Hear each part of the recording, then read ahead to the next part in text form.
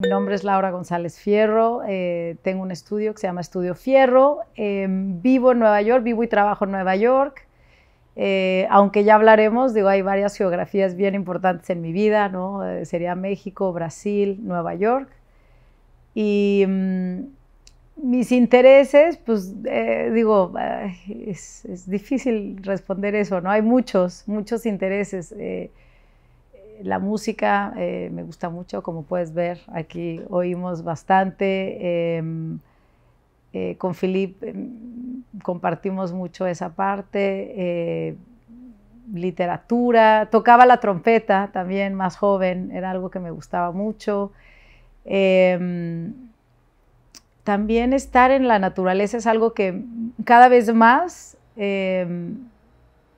siento que lo quiero hacer. De hecho, durante COVID, como muchas personas, decidimos también comprar un terreno upstate para poder tener como ese contacto. Entonces, eso se ha vuelto como muy importante para mí y no nada más estar en la ciudad. Entonces, sí, ¿qué más intereses?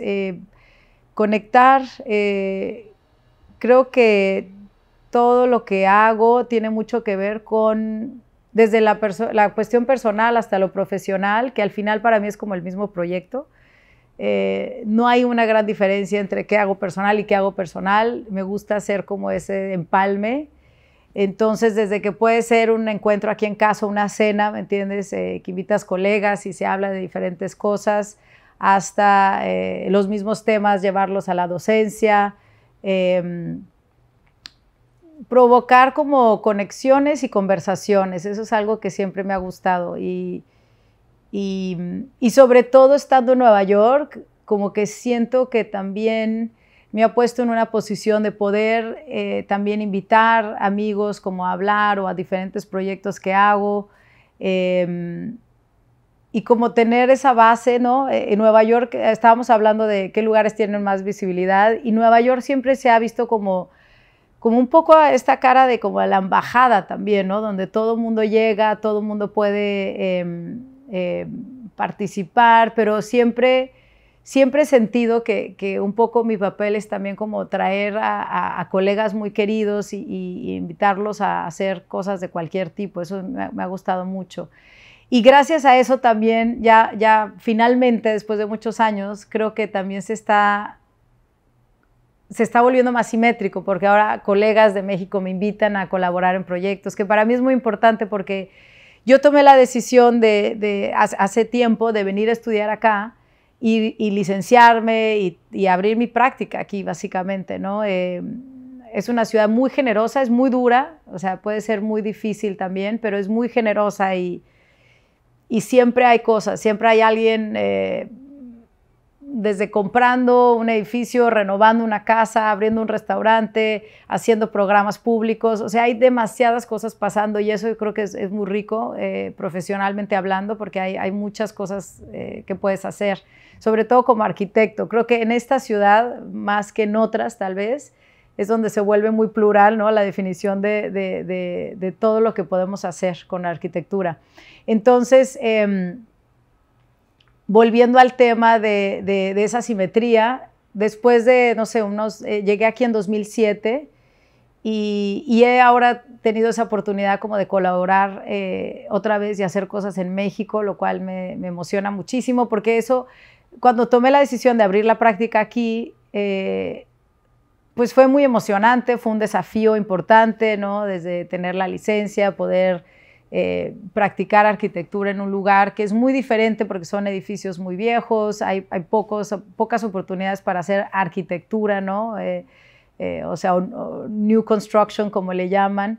Entonces hay como que encontrar diferentes caminos para sobrevivir un poco y para mantenerte constante y avanzando. Entonces, digo, fue muy gratificante poder ahora hacer colaboraciones en México, que es mi ciudad, ¿no? La Ciudad de México. Entonces, trabajé allá mucho tiempo, ¿no? Trabajé con Alberto Kalach y hice cosas muy interesantes, pero nunca de manera independiente, ¿no? Entonces, más y más, tengo muchas ganas de hacer más proyectos allá, que ha sido interesante porque de cierta manera ya me acostumbré mucho a cómo funciona acá, que es todo muy organizado, hay un sistema, ¿no? que es más fácil aprenderlo y lo sigues y todo funciona bien, ¿no?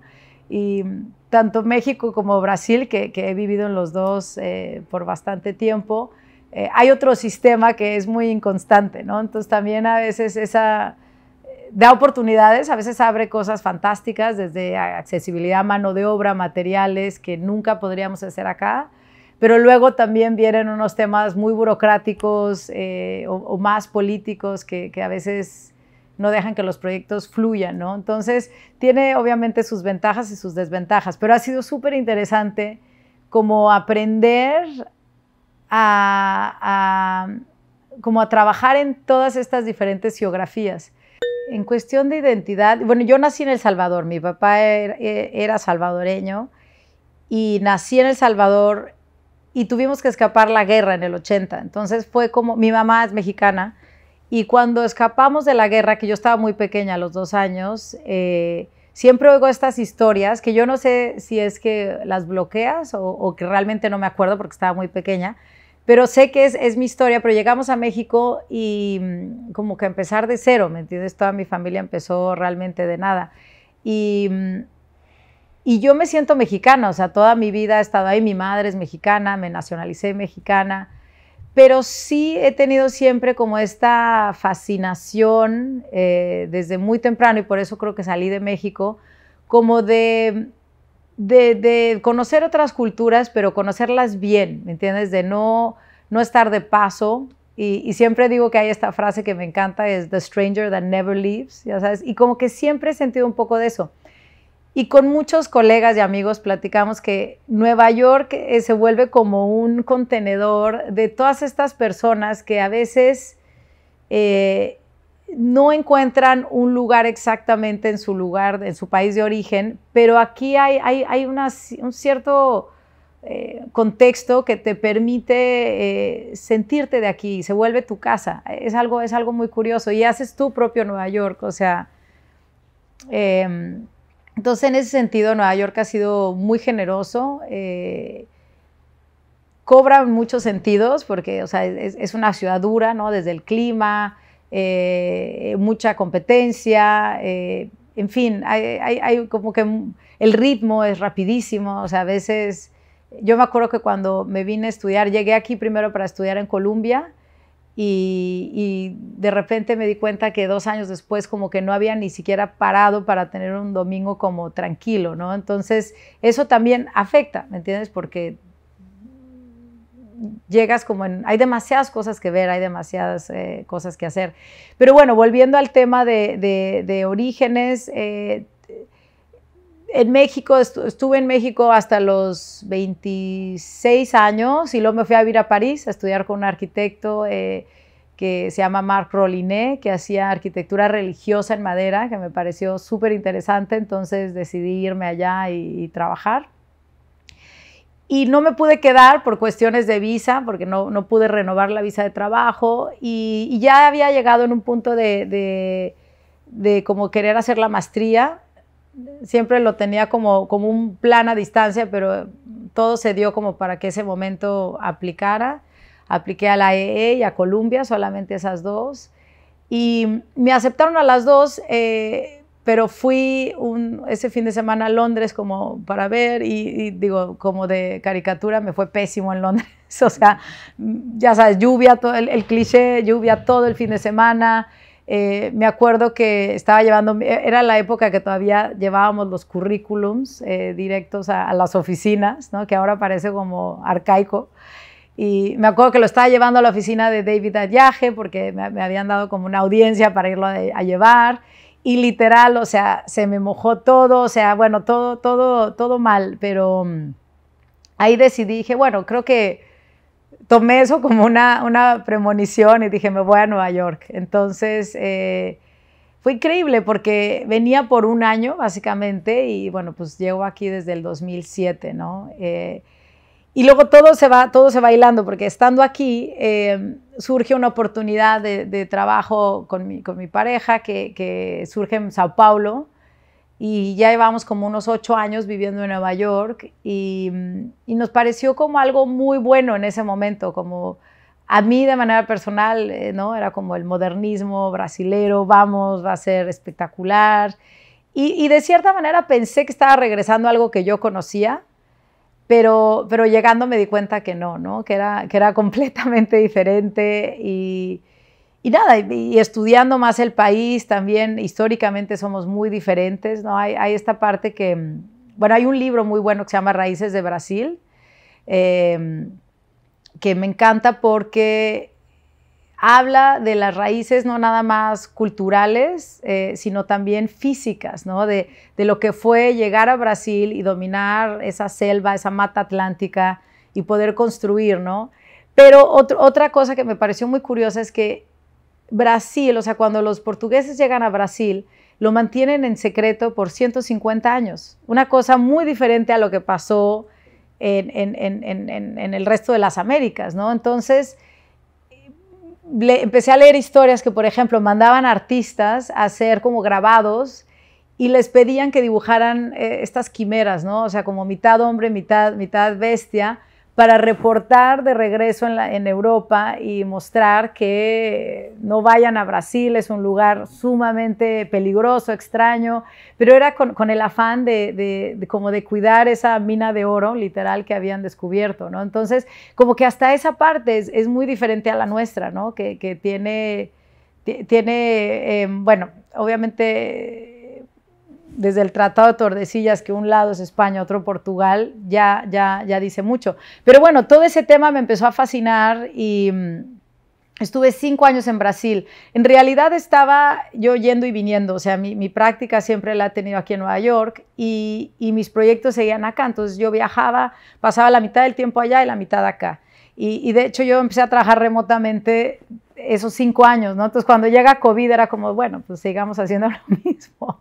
Y era esa dinámica, pero te digo, empecé como a enterarme más, a descubrir más cómo era ese país, donde la urbanización pasa realmente solo en la costa este de Brasil, que cuando ves el Tratado de Tordesillas es curioso porque marca esa línea y el territorio brasileño sigue muy similar todavía a esa división. O sea, hay una gran mancha geográfica que lo divide del resto de Latinoamérica.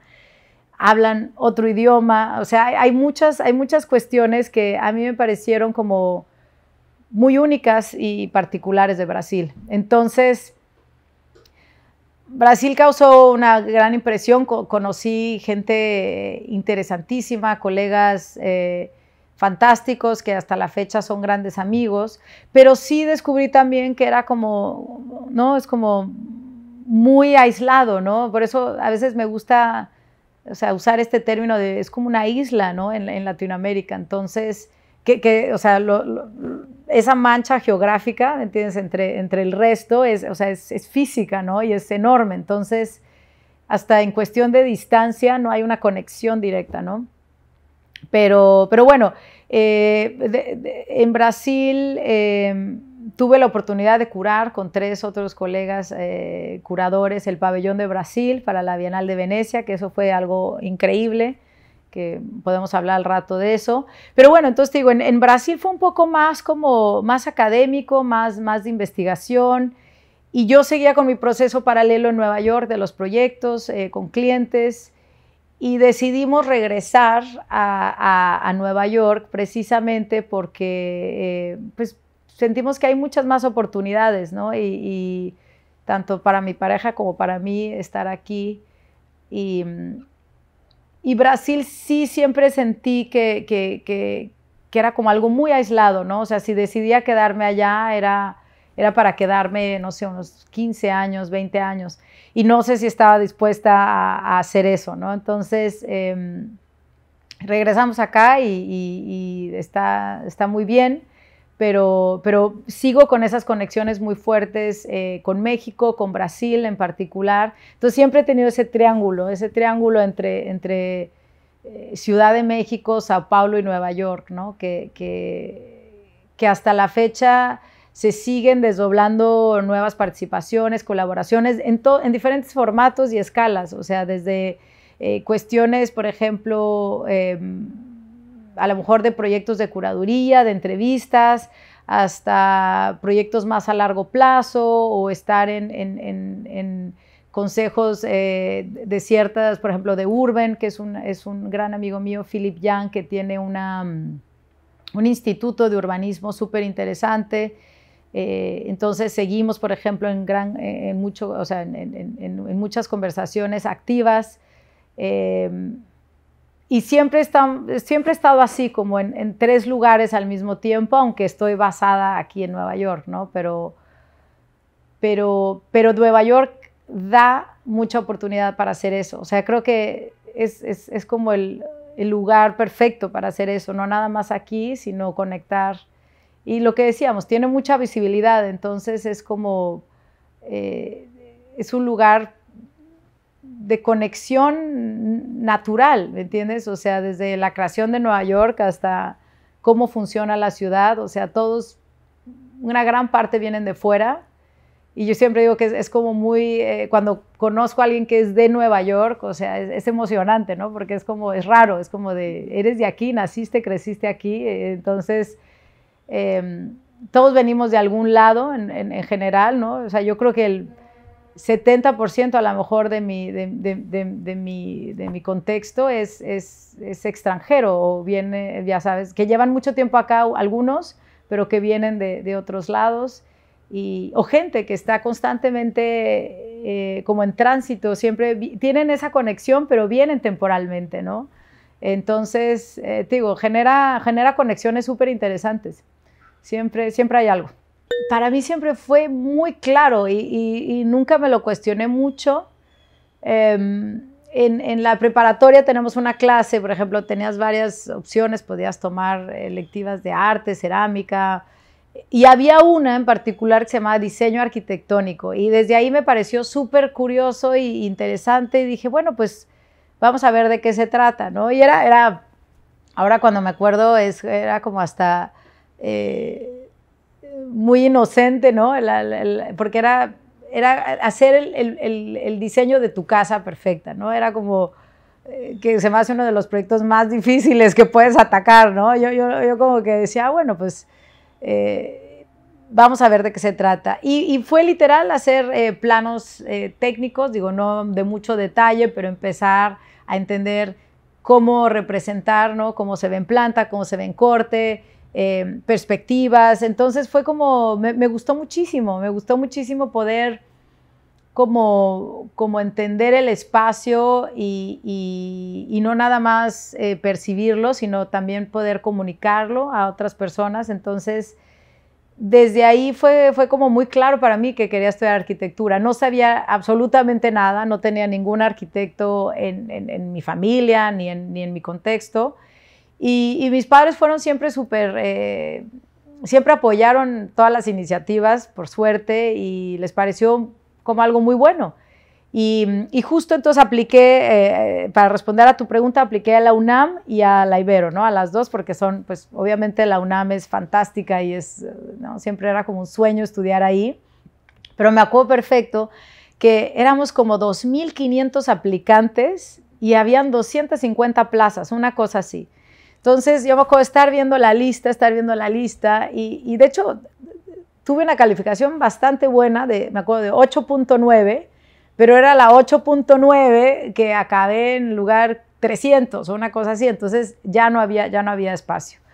Y obviamente la segunda mejor opción, vamos a decirlo, era la Ibero, donde obviamente, o sea, habían profesores que estaban practicando en México, haciendo cosas muy interesantes, entonces también era como una muy buena oportunidad.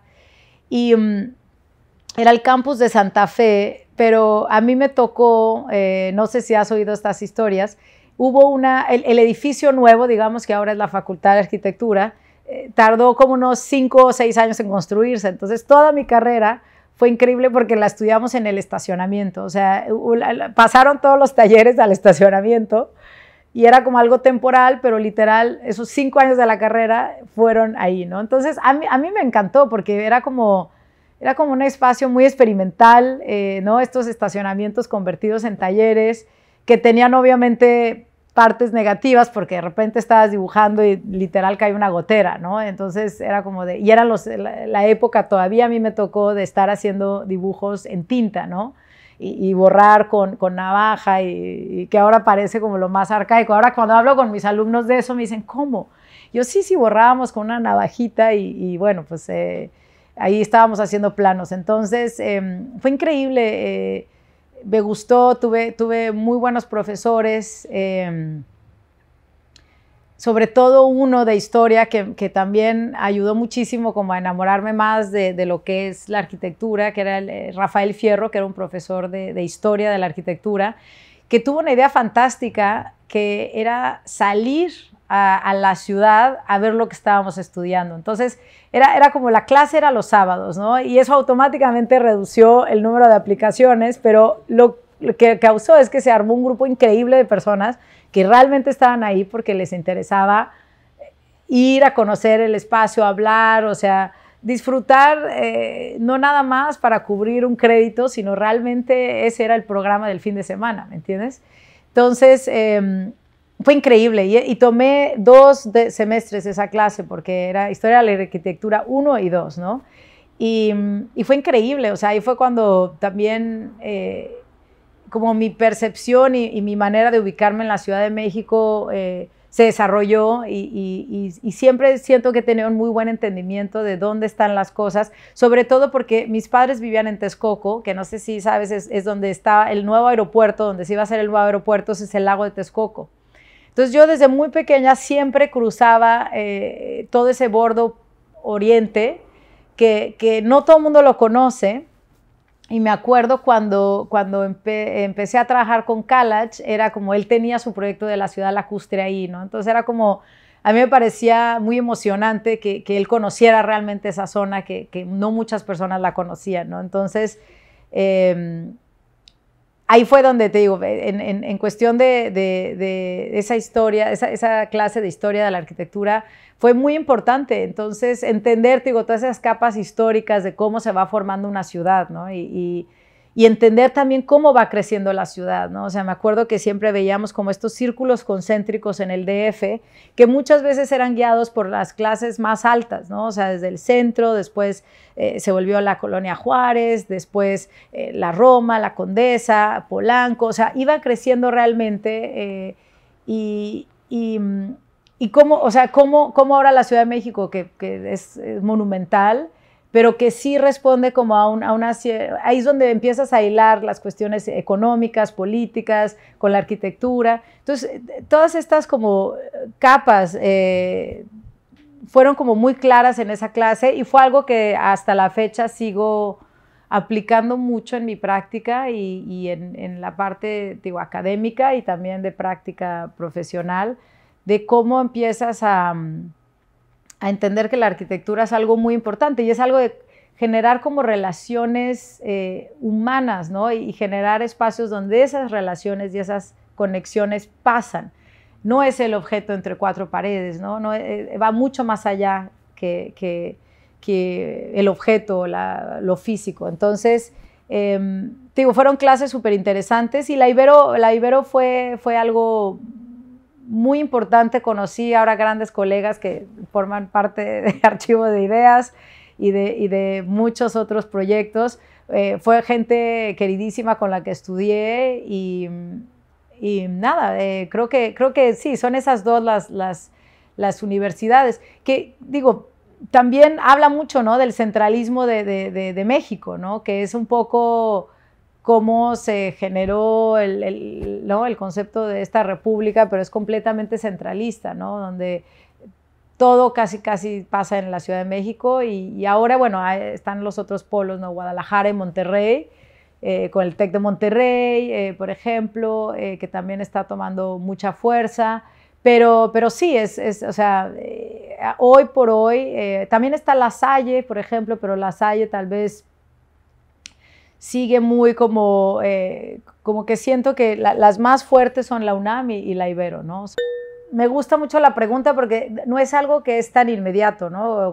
Como lo estabas colocando, no es que sabes inmediatamente que esa persona se va a volver importante, pero cuando van pasando los años, empiezas a analizar como esos momentos claves dónde fue que tomaste ciertas decisiones, ¿no? Y quiénes estaban como apoyando o guiando a esas decisiones, ¿no? De cierta manera. Entonces, cuando regreso a la carrera, tuve un profesor que hasta la fecha le tengo muchísimo cariño y te digo, no sé si él lo sepa, pero es Juan Carlos Tello, que a mí me pareció fascinante él como personaje, porque él vivía en uno de los edificios de Mario Pani, ya sabes, el que está en Insurgentes, que es este conjunto habitacional espectacular, y él hizo una reforma él creo que había juntado porque son pequeños los departamentos, pero si mal no recuerdo, él había juntado 2 o 3 o algo así, y había hecho una reforma muy bonita. Entonces, a mí me pareció como algo muy importante que todo lo que nos estaba enseñando, ¿no? O sea, estábamos obviamente estudiando a Mario Pani,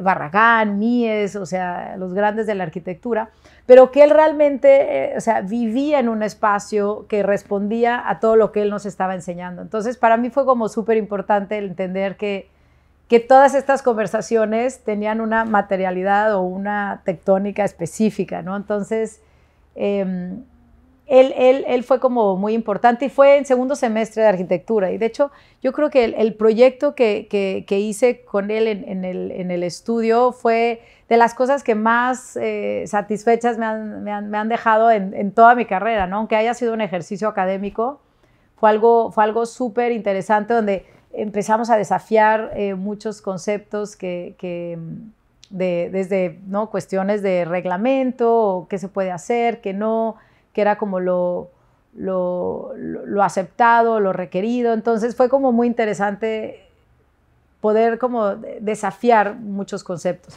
Pero bueno, él fue uno. Y luego yo creo que, Alberto Kalach en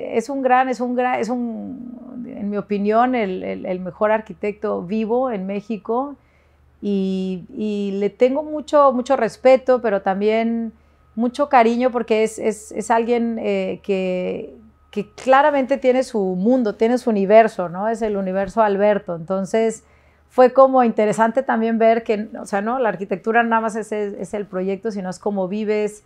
Y ahí entendí muy bien, te digo, también cómo manejar este proyecto de personal y profesional, ¿no? Y que tienen mucho que ver. No es como que esta es una cosa y esta es la otra, ¿no? O sea, al final hay ese empalme todo el tiempo, ¿no? Y tus amigos se acaban volviendo tus clientes, y clientes se vuelven amigos, y empiezas a generar una comunidad muy rica. Entonces, fue increíble trabajar con él, sin duda.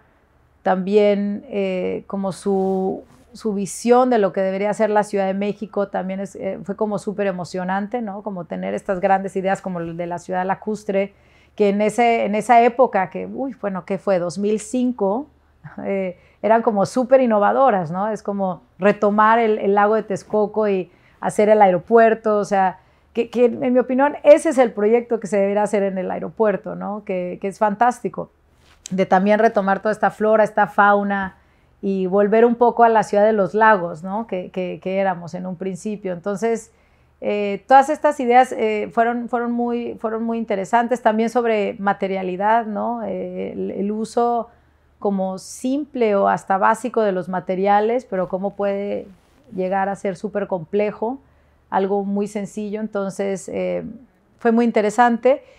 Y luego hay otro gran arquitecto. Cuando vengo a Nueva York, termino la carrera, justo la maestría en Columbia, el primer semestre tuve la suerte de viajar a Corea, porque el estudio era con Mark Rakatansky, que era el profesor, pero lo que fue muy interesante es que él tenía un viaje a Seúl, y era como un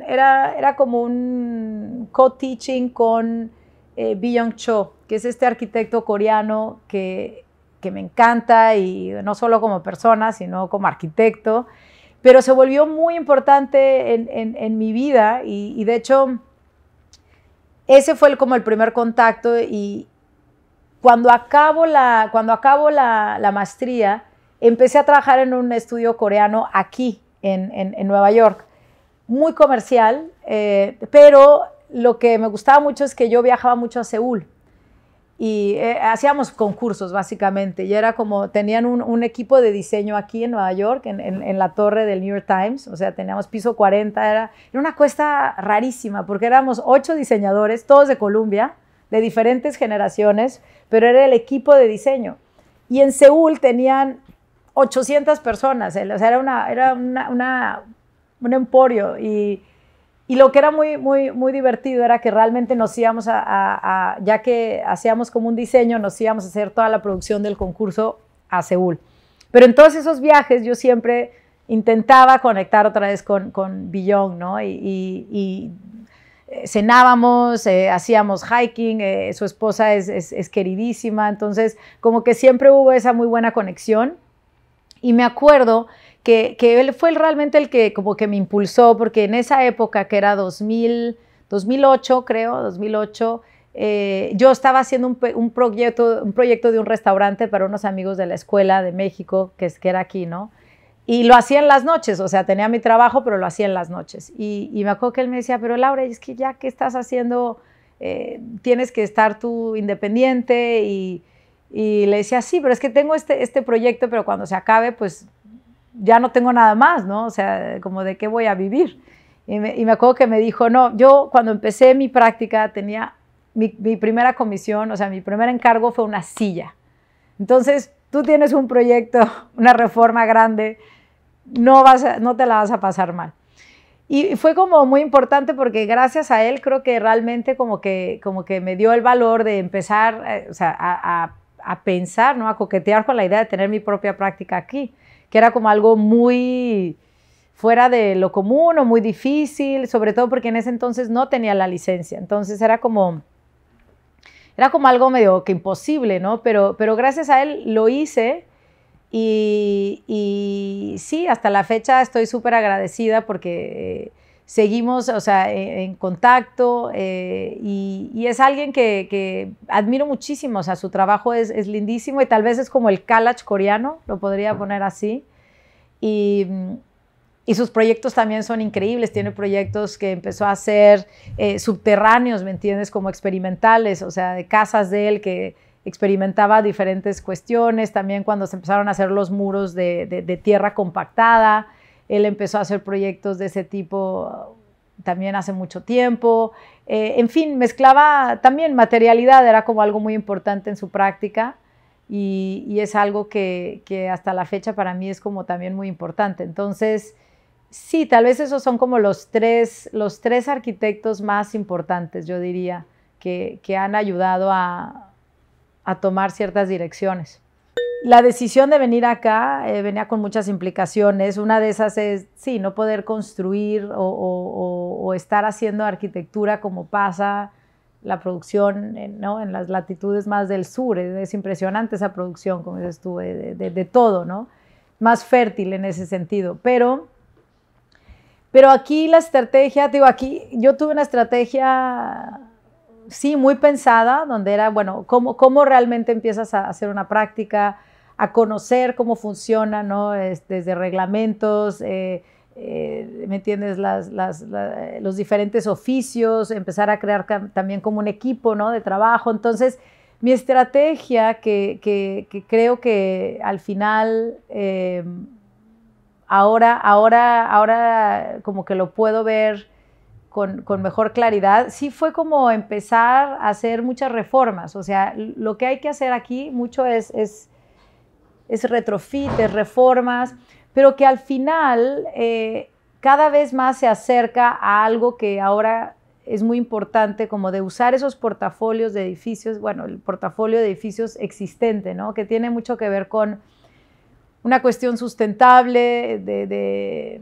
medio ambiente, cómo realmente logramos que la arquitectura subsista en un futuro, ¿no? Y es una conversación que hemos tenido a nivel académico, pero también con colegas en la práctica, ¿cuál va a ser el futuro de la práctica, ¿no? O sea, la construcción es una de las industrias que más, ¿no?, contamina, que más huellas de carbono puede dejar.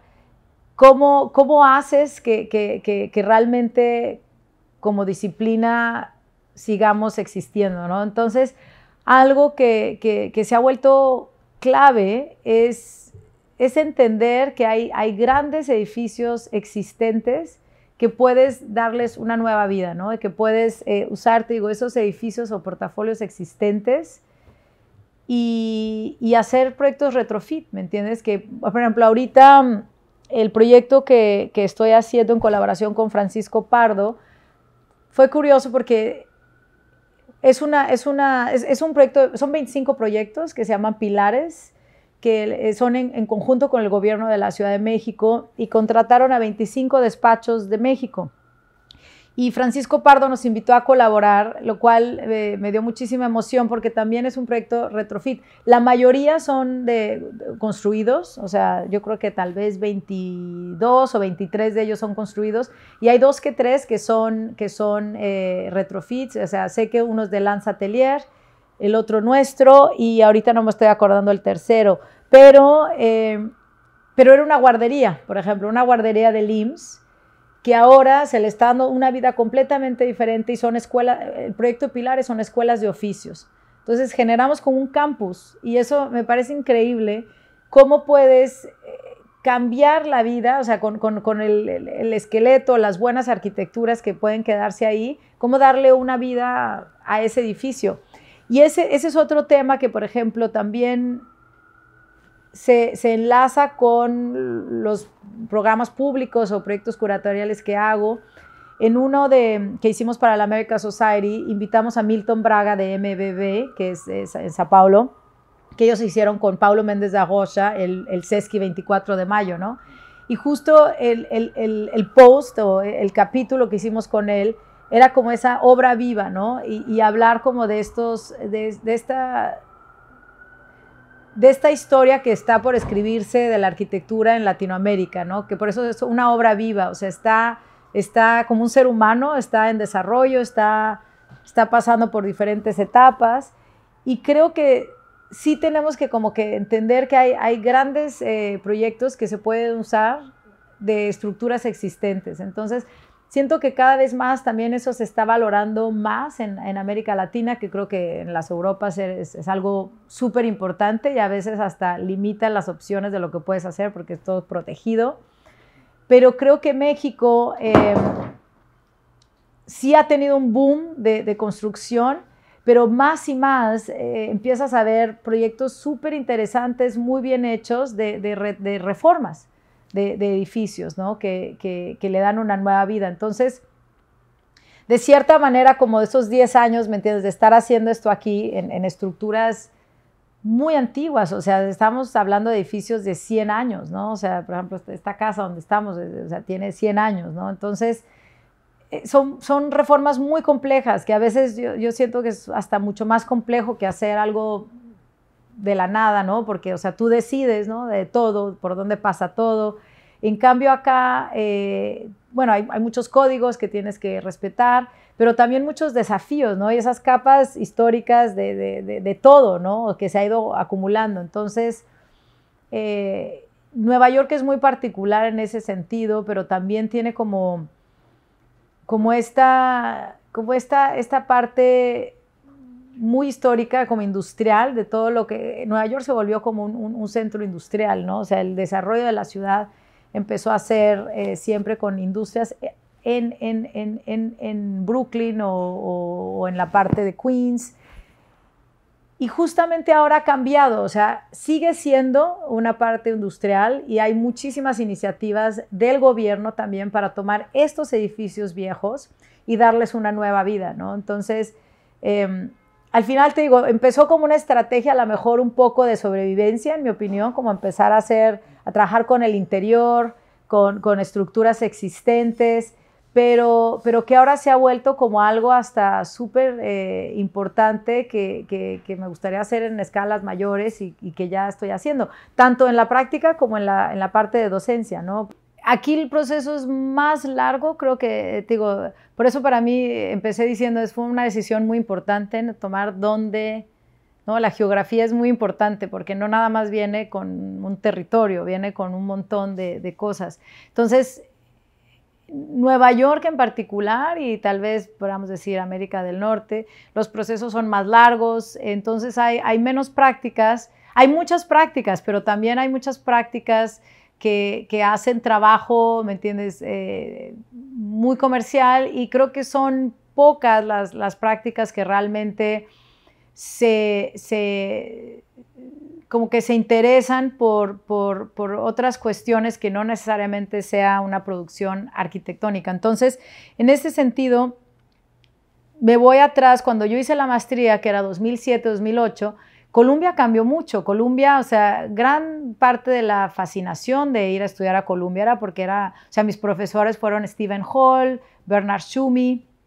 Entonces era realmente estar como con los grandes, ¿no? Era una generación mucho más, digamos, establecida, que tenía trabajo obviamente construido aquí, pero también fuera, pero sí era, o sea, claramente una generación que como consolidada. ¿Sí? Consolidada, 100%. Entonces, también hasta los programas públicos, por ejemplo, eran siempre, no sé, Zaha Hadid, Herzog de Meuron, o sea, eran Rem Koolhaas. O sea, yo me acuerdo de estar en el taller con una entrega y decir, bueno, es que me bajo a ver a Zaha Hadid o no, ¿me entiendes? Era como era tan absurdo, a veces hasta ya pierdes perspectiva porque era increíble, pero era tanto y también teníamos mucho trabajo, que era como siempre el dilema de qué hacer, ¿no? O sea, si hacer tu propio trabajo o ir a escuchar a estos grandes. Y creo que ha cambiado muchísimo, te digo, bueno, con Enrique Walker empezó a cambiar, pero también ahora con Andrés Jaque creo que ha sido como mucho más evidente. Tal vez con Enrique Walker empezó una transición y con Andrés Jaque cambió, donde realmente los profesores son una generación mucho más, sí consolidada, pero mucho más joven. Y lo que mencionaste, o sea, hay muchos arquitectos que tienen una gran obra, ¿me entiendes?, construida en las Américas del Sur, o algunos, ¿me entiendes?, de Europa, bastantes de Europa también, algunos que otros de Asia, pero sí es gente que, te digo, creo que la línea que sí es muy constante, o ese tema es de prácticas que realmente no nada más hacen proyectos, sino que hacen muchas otras cosas alrededor de ese proyecto de arquitectura. Y yo creo que más y más, a mí me emociona mucho cómo está cambiando la academia, porque no nada más, te digo, no es una cuestión generacional, sino también es una perspectiva de lo que la disciplina es, porque hablando del pasado siempre veíamos mucho, te digo, a cuestiones teóricas muy de Europa, ¿me entiendes?, básicamente, y hoy la teoría sigue siendo muy presente, pero también son prácticas activas, ¿me entiendes? Y creo que estas universidades se han vuelto como estos contenedores de reunir todas estas prácticas a lo largo del mundo. Entonces, la razón para mí no nada más es como un cambio en la academia, creo que es un cambio en la disciplina, que a mí, te digo, me emociona mucho y es una plática que empezó aquí hace, yo creo que unos 10 años, de cómo hacer que la arquitectura como disciplina no acabe. Porque sí, o sea, cada vez se sentía más tenso, ¿me entiendes?, el cuestionar, ¿no? Y ciertas, hasta en cuestiones de fees, ¿no? O sea, a veces siempre el arquitecto trabaja mucho, pero es el que menos valorado es en proyectos más grandes, por ejemplo, hasta de urbanismo, ¿no? A veces las decisiones no son realmente hechas por gente que a lo mejor está muy metida en esos temas, sino son cuestiones políticas, más burocráticas. Y y era el esfuerzo de cómo te vuelves relevante, ¿no? En un mundo que está cambiando muchísimo. Y hasta te digo, cómo funcionan los estudios, esta idea de estar trabajando horas constantemente, fines de semana, ¿no? Que la arquitectura era como un trabajo que toma mucho tiempo, también está cambiando muchísimo. O sea, la gente también, sobre todo los estudiantes, o sea, exigen nuevas maneras de trabajar.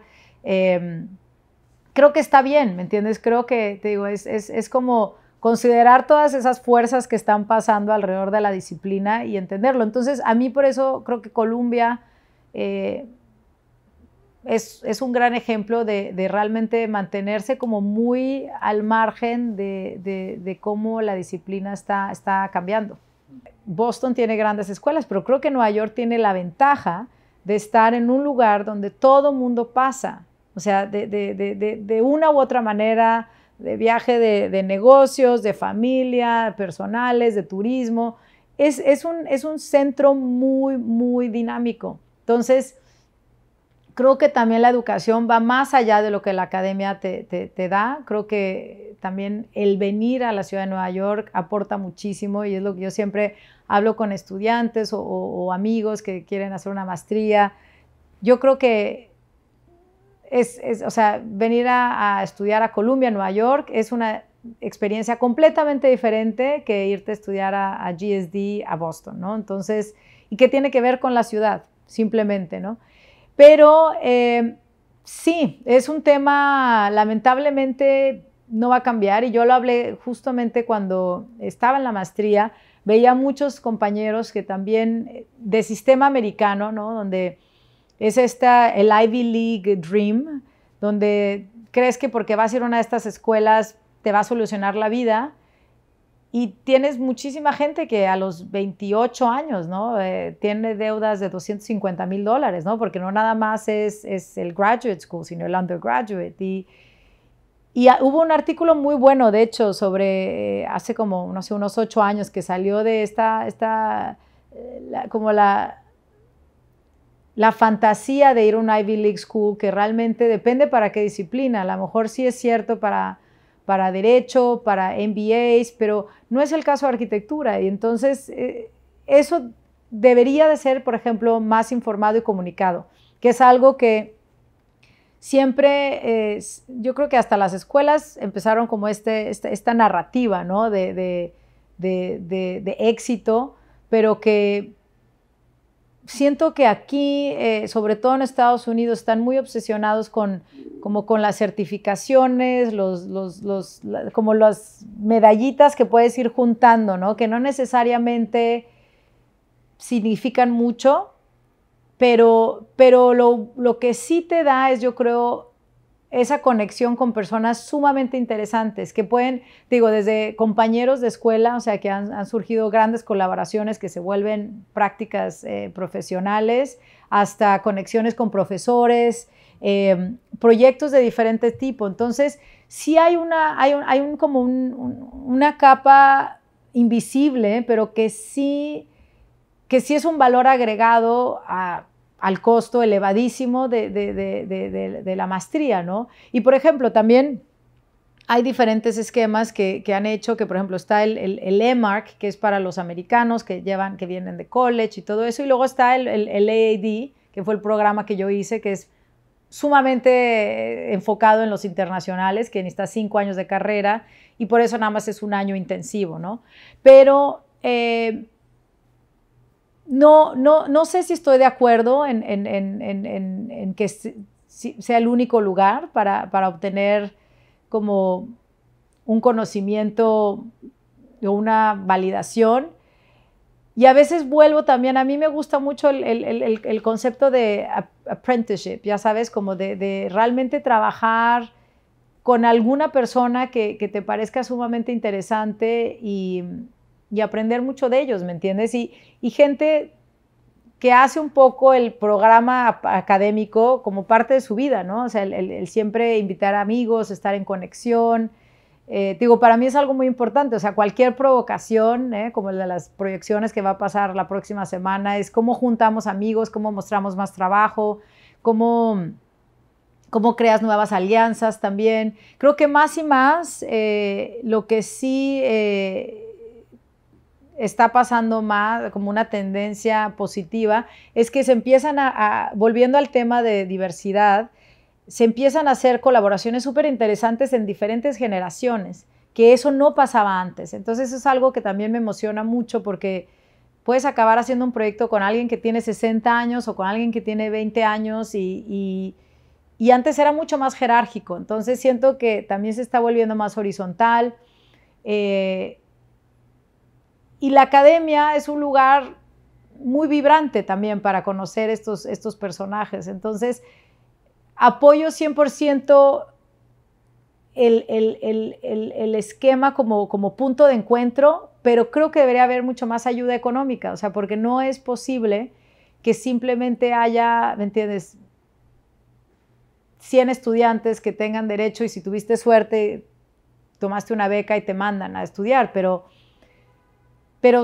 si no, los americanos toman deudas grandísimas, ¿me entiendes? Que también ya la carrera es muy difícil y es un esquema que tiene que cambiar. O sea, otra de las crisis, ¿no?, educacionales, aparte de la nutricional de este país, ¿no?, pero hay muchas crisis y creo que esa es una crisis donde hablamos del privilegio del resto de América Latina venir aquí, pero aquí es el otro lado de la moneda, ¿me entiendes? Que la gente no lo ve y yo siempre lo digo, Estados Unidos ha hecho un gran trabajo de marketing, de ponerse como potencia mundial, pero la pobreza extrema de este país es vasta, ¿me entiendes? Y afecta muchísimo. Entonces, hablando de academia, está ese otro lado de todos estos americanos que acaban endeudados, que no logran tener esas prácticas increíbles que puedes hablar de muchos temas alrededor de la arquitectura, porque tienen que estar pagando sus créditos el resto de sus vidas.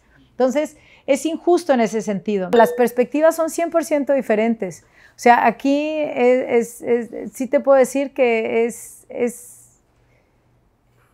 las posibilidades de generar una obra arquitectónica en América Latina, no voy a decir que son más fáciles, porque tenemos otros temas, ¿no?, precarios con los que se trabaja y surgen otras oportunidades.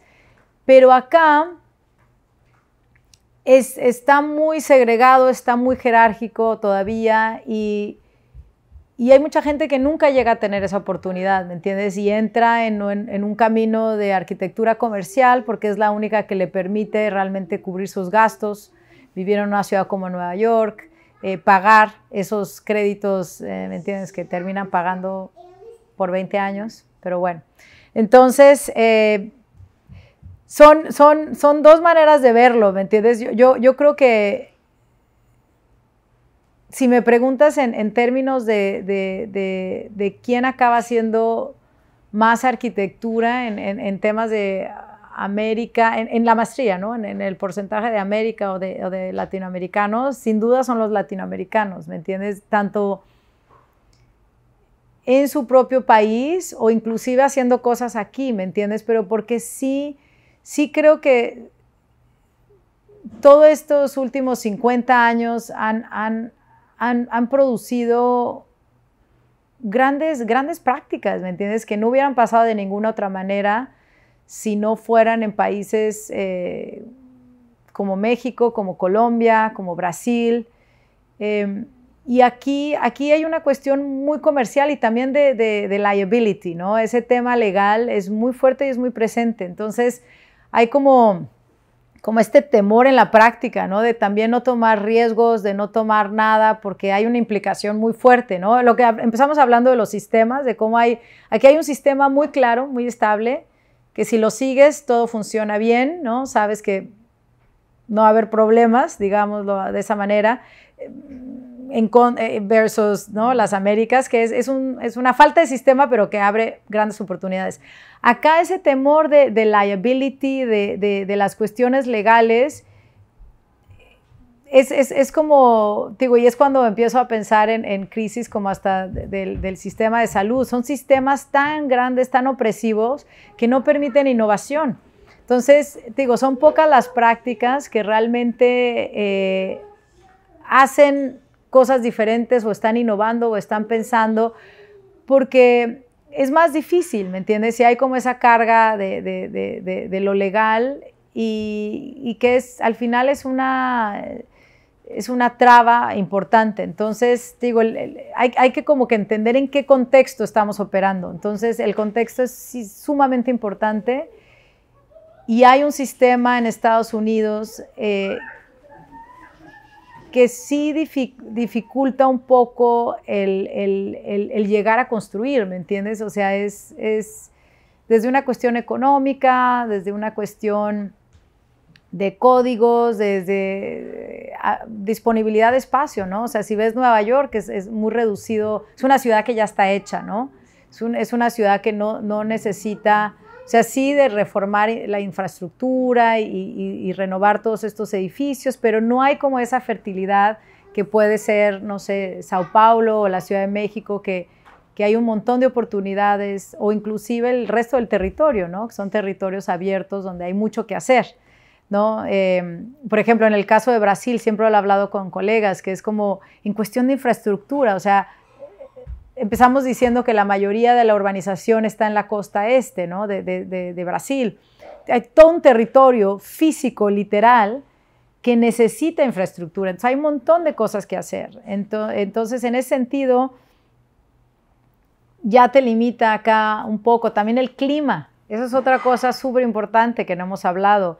Es como una cosa es tener, ¿me entiendes?, construcciones que son mucho más sencillas, ¿no? Es algo que también platico con muchísimos colegas que decimos, no, bueno, ese proyecto se puede hacer facilísimo acá, y acá se vuelve como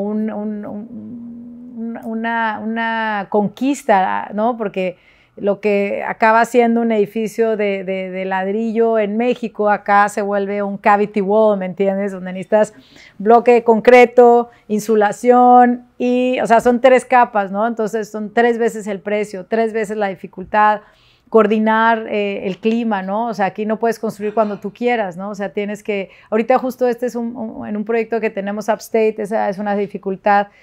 Con la época post-COVID hay mucho problema de conseguir material, mano de obra también, entonces tomas la decisión de, bueno, ya no puedo empezar ahorita porque si me llega el invierno no puedo dejar la estructura expuesta, se daña, porque son inversiones sumamente importantes y no quieres que se te dañe con 3, 4 meses de invierno.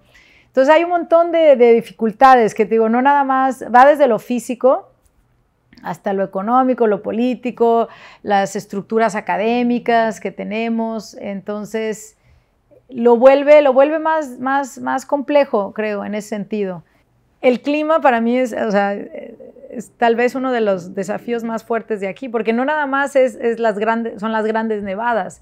O sea, Nueva York tiene la particularidad que es sumamente húmedo y caliente en verano y sumamente frío y húmedo y con grandes nevadas de 5 o 6 pies en invierno. Entonces, ¿cómo generas una arquitectura que dure, que aguante las dos temperaturas opuestas, y luego sumado a toda la cuestión de mano de obra, ¿no? Que aquí todo lo que involucra artesanía, más tiempo, eleva muchísimo porque la mano de obra no es tan accesible como pasaría, no sé, en el resto de las Américas, ¿no? Entonces, todo eso va afectando cómo practicas, ¿no? También cómo se ven los edificios, qué materiales usas, y el resultado creo que es muy evidente, ¿no? Cuando ves las prácticas, cada quien realmente entiende el sistema y logra generar una práctica en base a eso, ¿no? Entre sistemas constructivos, mano de obra, y también hasta los clientes, ¿no? Porque también siento que muchos clientes,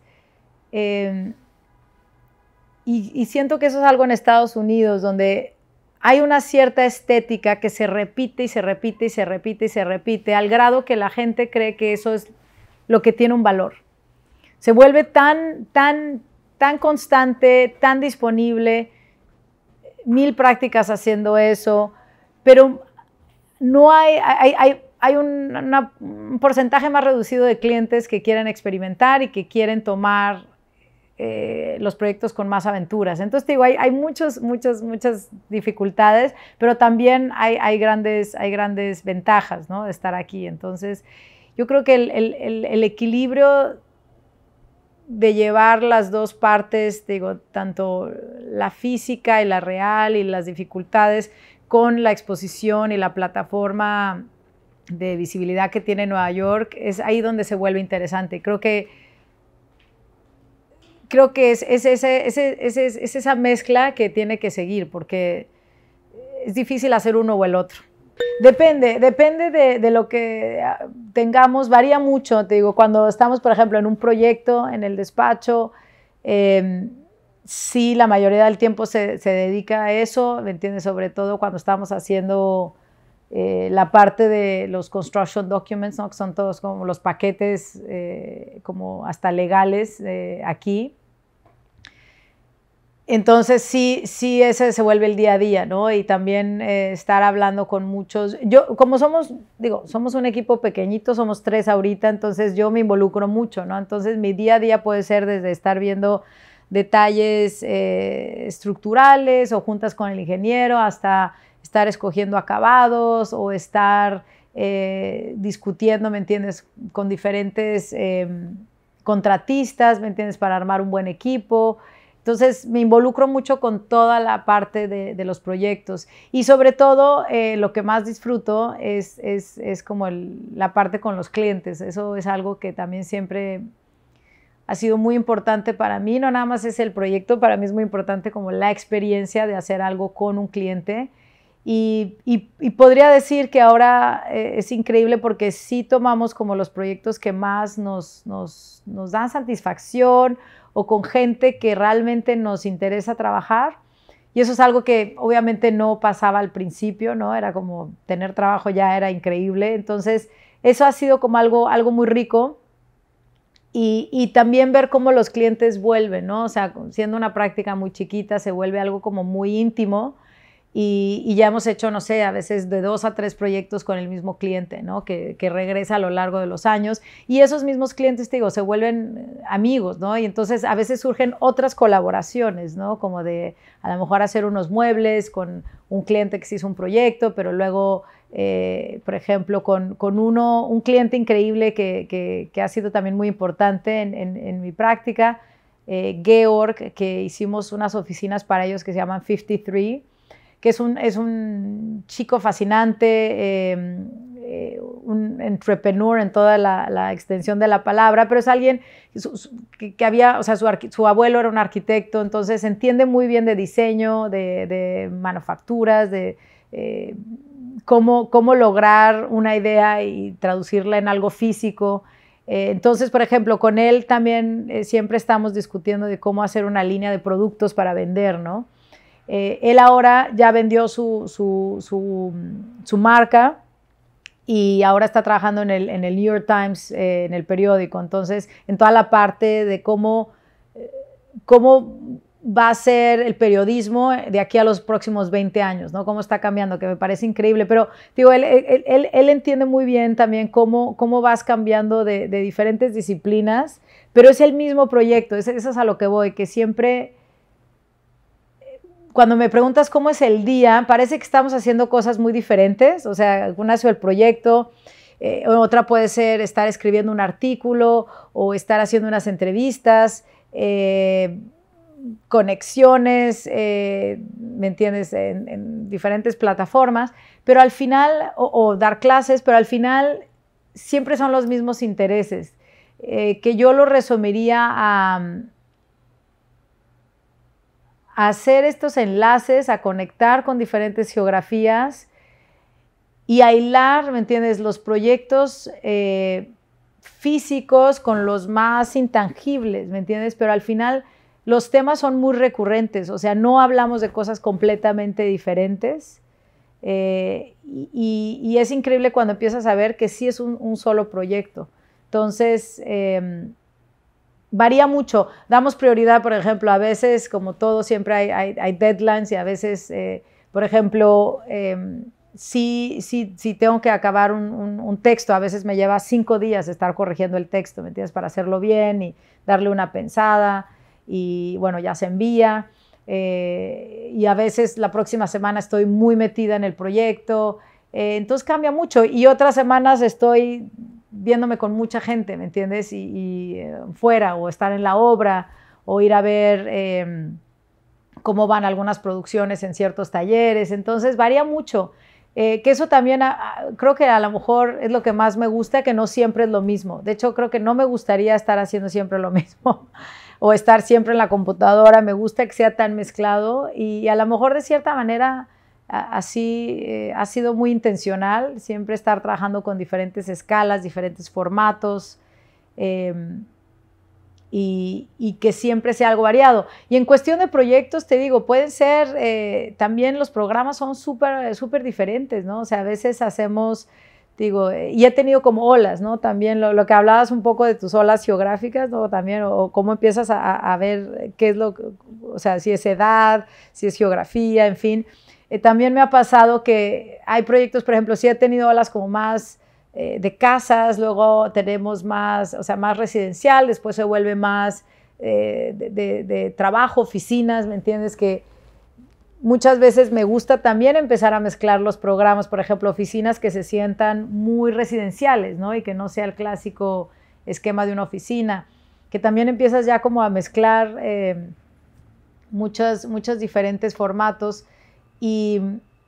Y luego, por ejemplo, también ahora más de espacio público, y hacer como diferentes intervenciones, desde entradas que queremos hacer desde concursos, hasta, por ejemplo, el proyecto ahora de México, que tiene ese componente, te digo, de escuela, de oficios, pero que también tiene un componente de espacio público muy interesante, donde nos interesaba mucho, te digo, realmente borrar ese límite entre lo público y lo privado, que siempre ha sido como una plática muy constante, pero de llevarlo, por ejemplo, hay una parte donde nuestra decisión fue rescatar como las buenas arquitecturas, porque es un edificio muy bonito de los años 50, que le fueron haciendo a lo largo de los años adiciones, ¿no? Pero en diferentes años, que en nuestro punto de vista no tenían el mismo valor que la estructura original. Entonces realmente se dejó como esa estructura original, que abrió la oportunidad de tener diferentes patios. Por eso sí se dio como este concepto del campus, que es increíble porque es una escuela, y simplemente por quitar ciertas intervenciones se abrieron patios, se generaron diferentes escuelas. Entonces fue como muy natural, de cierta manera, como hasta un poco, yo siempre le llamo arqueología urbana, ¿no? Vas descubriendo como esas claves que están ahí en el edificio, ¿no? Y bueno, y trajimos el componente de, por ejemplo, en la estructura principal, todo es como de un piso, pero hay la estructura o sea, que da a la calle es de 2 pisos. Y lo que hicimos es poner una rampa para poder generar como un flujo, que aunque la escuela estuviera cerrada, fuera una extensión de la calle, la gente puede usar el techo, la terraza, como un espacio público, aunque la escuela esté cerrada, o mismo cuando la escuela esté abierta, para no estar, ¿sabes?, interviniendo con el programa o sea, distrayendo a las personas. Hay ese acceso directo de afuera. Y justamente en esta zona, que es la Colonia Doctores, no hay muchos espacios verdes, entonces es como algo que tiene que pasar, ¿no? Entonces hay unos componentes, por ejemplo, también de vegetación, o sea, ¿cómo dices?, producción vegetal urbana, ¿no? Y o sea, hay una escuela de gastronomía, entonces era como una conexión muy directa, donde los techos son como en forma de W, entonces casi que era como la forma perfecta para una maceta. Entonces, digo, todo se fue como conectando, y al final dijimos, también tiene que ser un espacio público, ¿no? No un espacio público tal cual dentro del edificio, que no permita a la escuela operar, sino que sea realmente como un programa paralelo, ¿no? O sea, uno no le quita al otro. Y utilizar ese espacio que está ahí para la comunidad inmediata, y tal vez se vuelve algo tan interesante que empieza a pasar en más edificios, que toda esa zona, ¿no? Hablando de los círculos concéntricos que hablábamos al principio, vas viendo también diferentes estilos de cómo fue creciendo la ciudad, y hay estructuras fantásticas, o sea, que están completamente olvidadas. Esa guardería ahora la tienen como un archivo físico del gobierno, cuartos llenos de folders, es que es una cosa surreal, o sea, literal así, ya sabes, ni siquiera están en unos archiveros, sino están sobre mesas, era hasta increíble para hacer una serie de fotografías. Pero te digo, son edificios que son usados para eso, entonces toca usar esos edificios y darles un nuevo uso. Yo, como te he contado, he tenido diferentes proyectos a lo largo de mi carrera, y uno muy importante fue el del pabellón de Brasil para la Bienal de Venecia, que se llamaba Muros de Aire, ¿no? Y ese proyecto lo que hizo fue, el tema de la Bienal en ese entonces era Free Space, y siempre, digo, viviendo en Brasil y más como extranjera, percibí, y obviamente el proyecto se dio también de manera muy natural con el resto, con los 3 colegas curadores, fantásticos arquitectos, donde queríamos desafiar como esa idea de Brasil como un país libre, inclusivo, donde todo el mundo cree que todo es fantástico, hay expansión de espacios, son receptivos a otras culturas, y en realidad es algo muy diferente a lo que la gente percibe, ¿no? Por fuera. Y por eso ese tema de muros de aire habla de todos esos muros visibles e invisibles que existen en Brasil, ¿no? Desde los muros políticos, sociales, económicos, hasta los muros físicos, ¿no?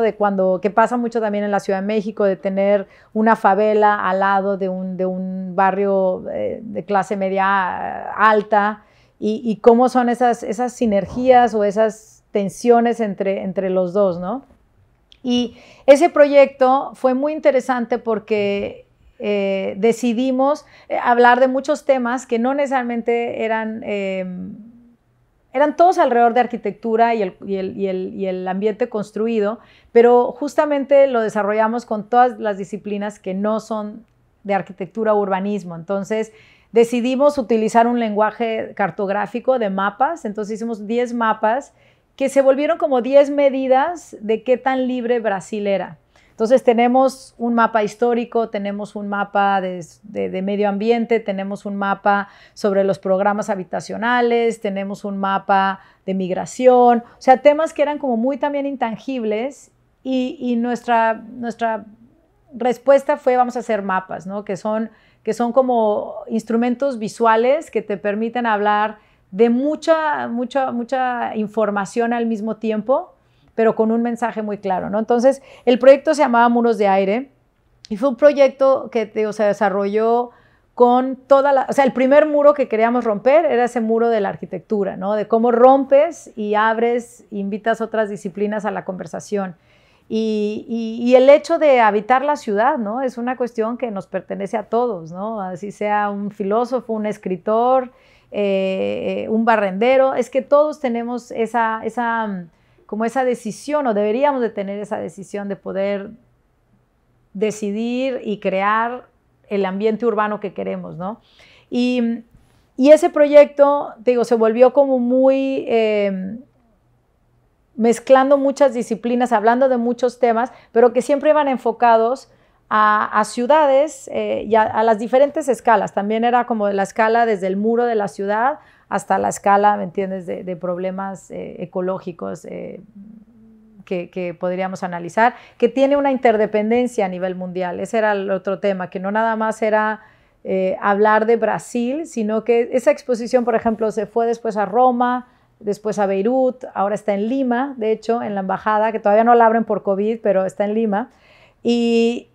Y me di cuenta que es un tema que todo el mundo, o sea, se relaciona, ¿me entiendes? Empezó siendo como una exposición que obviamente hablaba no solo de Brasil, sino de las Américas, y obviamente hacía eco en todos los países, pero fue increíble que yo lo fui a presentar a Beirut, y era como, ellos también tienen sus propios muros de aire, ¿no? Entonces es un tema, el muro, ¿no? Como los conocemos bien, es un tema que ha estado en todas las culturas de manera positiva y de manera también negativa. Entonces, gracias a ese proyecto, cuando regreso a Nueva York, después de Brasil, regreso en enero del 2019, pues yo conocí a Andrés Jaque por otros amigos, pero me acuerdo que platicamos mucho con Andrés de algún momento dar algo, un estudio, hacer un estudio sobre ese proyecto, ¿no? Que también tocaba como muchas muchas otras disciplinas y traía a la mesa a otros profesionales que tenían los mismos intereses.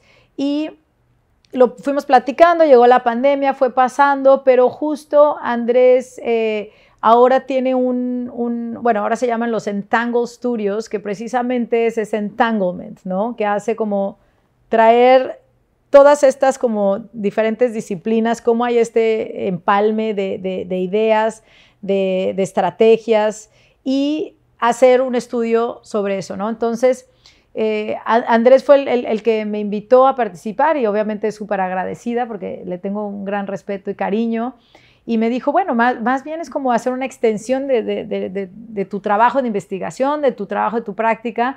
Y la única, o sea, me acuerdo que me dijo, lo único que es muy importante es que sea aquí en Nueva York, ¿no? Que el proyecto, porque el verano todavía teníamos un proyecto, bueno, un esquema híbrido donde algunos estudiantes estaban en Asia, por ejemplo, y otros aquí. Entonces, esa parte era importante también como medio que enfocarnos, como no había mucha posibilidad de viajes y todo eso, lo cual a mí me vino perfecto porque fue como volver al tema que estábamos tocando antes, de cómo traes todas estas ideas, estas experiencias, ¿no?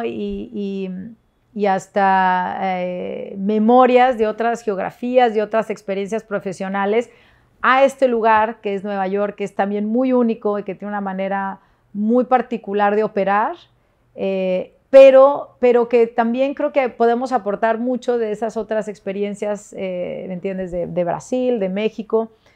Y entonces surgió la idea de hacer el estudio sobre accesibilidad y usar un edificio que tenga un proyecto de retrofit.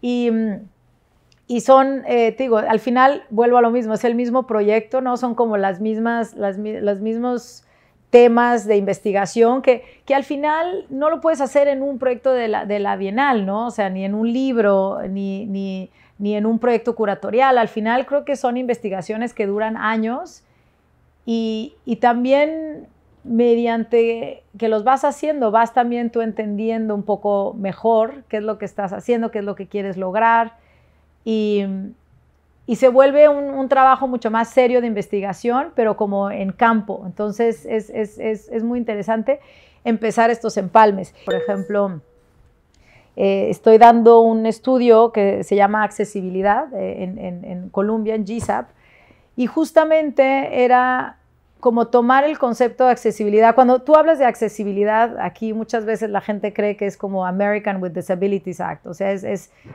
todo lo que es para personas con diferentes habilidades, rampas, ese tipo de accesibilidad construida, ¿no? Y el estudio realmente de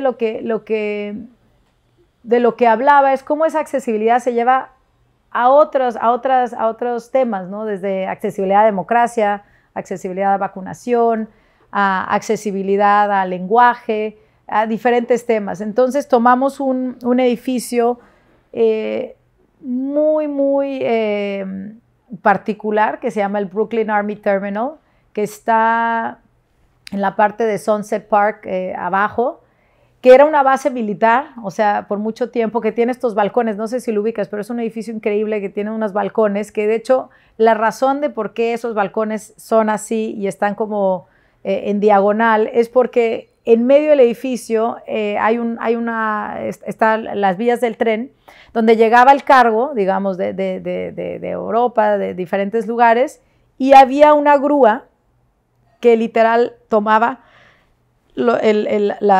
todo lo que llegaba y los iba poniendo, y son así en diagonal simplemente porque era una cuestión muy mecánica, ¿no? O sea, era como, habían dos movimientos, ¿no? Y entonces era para irlo dejando así y que fuera la manera más sencilla. Y ese edificio fue cambiando a lo largo del tiempo. En un momento se volvió hasta una sede de correos. También era donde durante el Prohibition aquí en Estados Unidos, con el alcohol, ahí llevaban y guardaban el alcohol. Entonces ha tenido muchas vidas ese edificio, y finalmente el gobierno de la ciudad de Nueva York se lo compra al gobierno federal en el 81. Y es impresionante porque son proyectos que son reformas de $300 millones y aún así les falta como activar ese espacio, ¿no? O sea, ese edificio lo volvieron como un centro industrial donde es un esfuerzo de la ciudad de traer esa industria de regreso a Nueva York, ¿no? Porque lo que pasó en mucho tiempo, por muchas décadas, es que se volvió tan caro el pie cuadrado de bienes raíces en Nueva York que la gente que necesitaba espacios industriales se iba a New Jersey o inclusive upstate New York, empezó a salir de la ciudad por esa cuestión económica. Entonces, el gobierno lleva ya bastantes décadas inyectando capital, cantidades sumamente importantes, en traer otra vez, o sea, hacer retrofits de estos edificios y darles una nueva vida, ¿no? Y que activen una economía no solo local, pero también una economía circular. Entonces, son proyectos súper interesantes, pero el estudio lo que intentaba hacer es que aún con ese esfuerzo monumental que han hecho, falta esa parte de accesibilidad, ¿no? Desde la accesibilidad física, o sea, tú llegas y es un edificio que, para empezar, está rodeado de un estacionamiento, entonces como esos cambios de ideología de, bueno, tal vez el estacionamiento está en otro lado, porque ya es una barrera que no te permite como entrar, ¿no? No solo visual, sino física, o sea, hay una entrada que ni la percibes y luego tienes que como navegar todo este estacionamiento como de suburbia, ¿sabes? Como de centro comercial para llegar al edificio, ¿no? Y hay un montón de programas que podrían incluirse, ¿me entiendes? Desde una escuela pública, un daycare, hay una parte de arte muy importante, pero cómo dar accesibilidad y que más gente sepa que ese proyecto existe. O sea, muy poca gente también sabe de la existencia y entonces el estudio toca todos estos temas de accesibilidad, pero en edificios de retrofit, de reformas. Entonces, digo, al final todo se va conectando y es algo que a lo largo de los años no empecé con una visión tan clara, pero ahora es cada vez más claro. Entonces, sí me interesa mucho el poder seguir haciendo proyectos de ese tipo, ¿no? Entonces, volviendo al tema del Sesqui 24 de mayo, era como un proyecto que Milton me contaba que tardaron 13, 14 años en hacerlo, ¿no? Que eso es impresionante, o sea, son proyectos sumamente largos, pero que generaron una accesibilidad, se vuelven unos centros sociales, urbanos, muy importantes, ¿no? Entonces creo que Nueva York le falta todavía aprender un poco de las latitudes del sur en ese tipo de proyectos, sobre todo los Sesquis. No sé si tú ubicas, ¿no? El Sesqui Pompeya, hay varios, pero son proyectos que yo los veo sumamente exitosos y no muchos países han copiado ese mismo, porque es como una parte privada y pública, ¿no? Hay como una mezcla ahí muy interesante. Y siempre están impecables, hechos por algún arquitecto, están muy bien pensados. Entonces, siento que da para hacer mucho de eso aquí en Nueva York. Y bueno, volviendo al tema, te digo, también de dar clases, a mí, o sea, me gusta mucho, te digo, conectar, no solo, por ejemplo, el tema que es otro tema que trabajo, por ejemplo, con el Consejo de Storefront ahora, todos los temas de equidad, de diversificar, incluir nuevas voces. Al final también pasa con, por ejemplo, la docencia. O sea, es increíble también empezar a tener conversaciones mucho más serias con gente no sé, de 25 años, ¿me entiendes? Y entender cómo está cambiando la práctica, porque muchas cosas cambiaron de cuando yo estaba estudiando o trabajando en algún despacho a cómo ahora se percibe el trabajar en un estudio, ¿no? O sea, la gente tiene mucho más voz, hay unas cosas positivas y otras negativas, no lo voy a negar, pero es una realidad de que está cambiando. Entonces también es un poco entender de manera directa cómo tienes que también aprender a trabajar con esos cambios, ¿no? O esas transformaciones y no siempre querer como imponer algo que funcionó en el pasado. Entonces, por ese lado, como que sí es muy dinámico, es muy rico el intercambio y conoces, digo, también Columbia en particular, siempre creo que trae un conjunto de estudiantes increíbles. Entonces también conoces gente que en un futuro puede acabar colaborando contigo, ¿no? Es gente súper capaz, gente que también entiende cómo pueden hilar no solo la parte del estudio de proyectos, sino con los seminarios. Y esa es la parte a veces más rica, ¿no? Estos estudiantes que realmente, vuelvo a lo mismo, es un proyecto, ¿no? La maestría es un proyecto, no son clases independientes.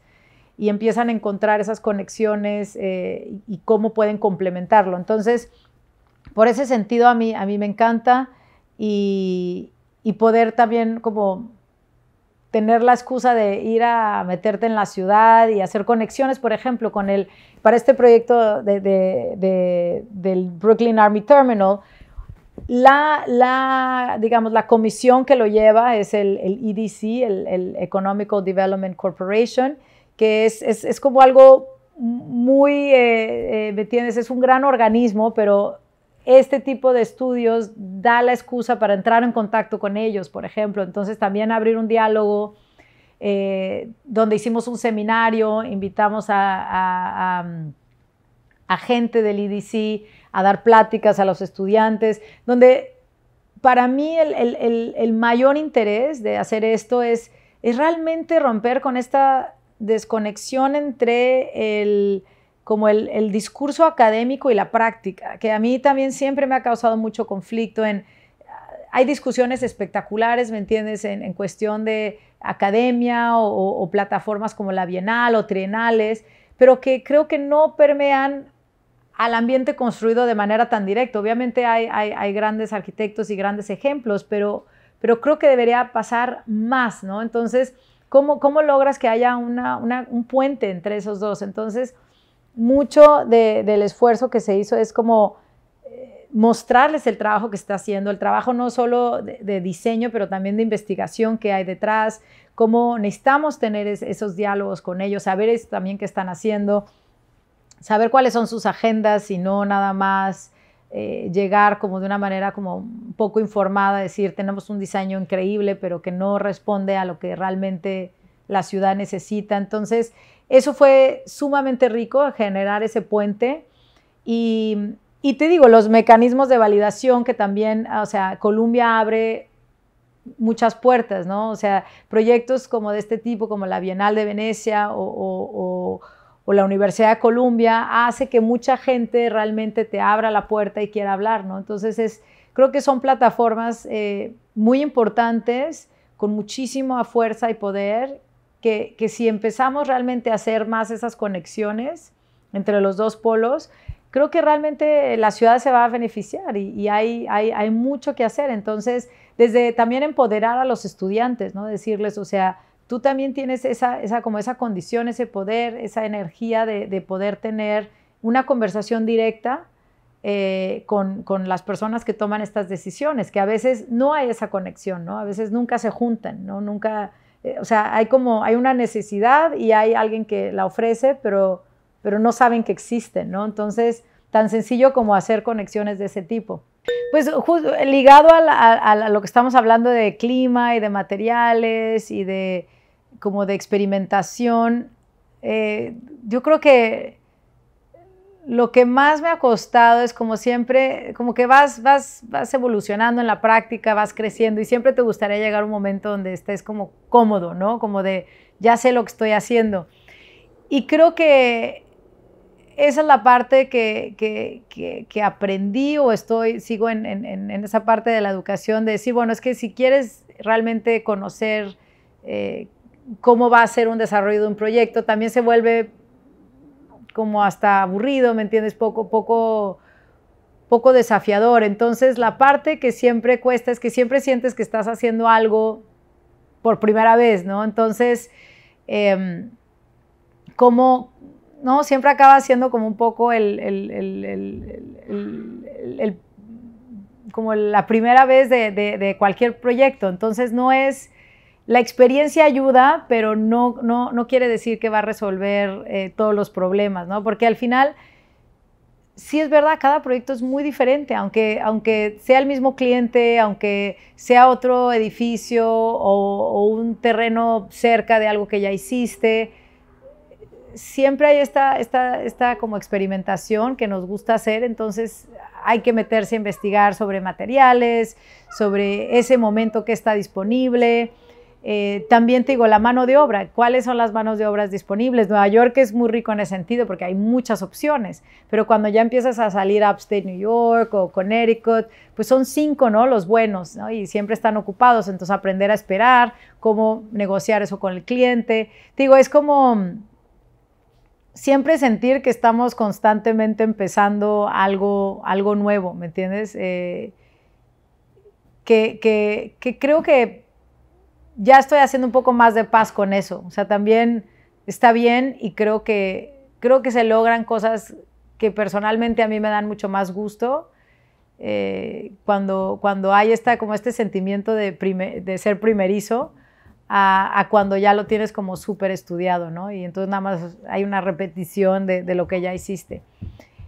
Entonces esa sería la parte que más me ha costado aprender, pero te digo, es como una reflexión, no es algo que aprendes porque, te digo, es un constante aprendizaje y es más bien como un sentimiento de que arquitectura sí sigo creyendo que es una carrera de largo plazo, ¿no? Y si bien hablamos de estos ejemplos de gente que muy joven logra construir, o sea, yo sí siento que mi proceso será mucho más largo y estoy en paz con eso, o sea, pero hay que seguir, ¿me entiendes? Y no, como no parar.